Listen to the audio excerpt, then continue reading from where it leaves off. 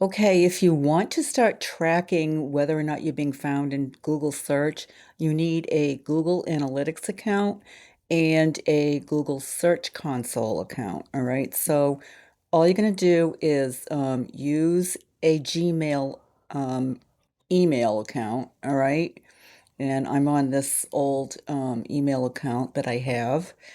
And I'm going to scroll down here and look for analytics. And here is Google Analytics. Just click on that. And it says start measuring. And we're going to give the account a name. Now I have a website here that I'm going to be connecting to Google Analytics. These are all test sites. It's called Make a Simple Site. Oop. So I'm going to call it Make a Simple Site because I have a lot of websites and I want to keep them differentiated so I know what I'm looking at. All right. Property name is Make a Simple, oops, site.com. And describe your business. It's a very small business.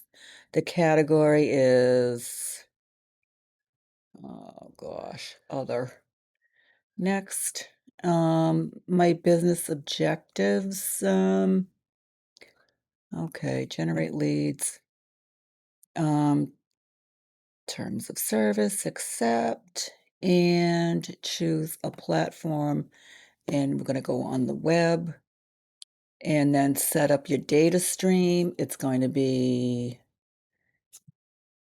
make a simple site.com. All right. And stream name is make a simple site. Okay, so we're going to be measuring page views, scrolls, outbound clicks, whatever. All right, so create and continue. And here is my site all set up. Set up a Google tag. So I have to add a tag to my website so that it can find everything. It can read my site and find everything. Okay, so install with WordPress. So let's try that. Let's see. So you you can do it with the SiteKit plugin, which I'm probably going to do because it's easier. So I'm just going to grab that tag, okay, and it walks you through how to set this up. Blah, blah, blah, blah. So I'm going to go back over to my site and I installed the SiteKit plugin. All right, just go into plugins, install it and activate it. And I'm going to sign in with Google, choose an account, continue. Sure, it has to be able to see everything in your account. Have Google verify site ownership. Let's verify. Turn on metrics. Okay. Set up Search Console. Cool.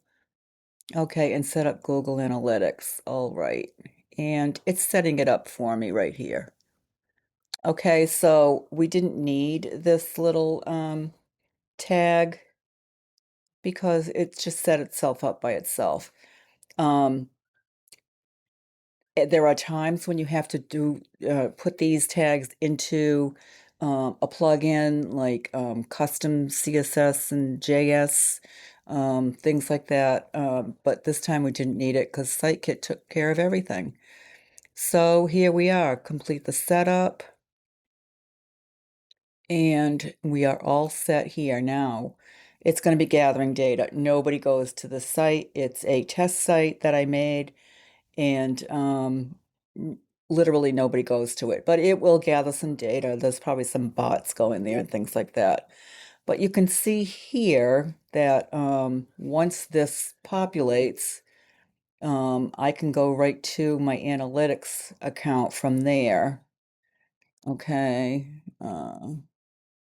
And this is where all of my analytics will show up. Here's my account right here. You can use the same Gmail address and make as many accounts as you want, and they will just all show up on here. So if you have other websites, you can put them all on the same one.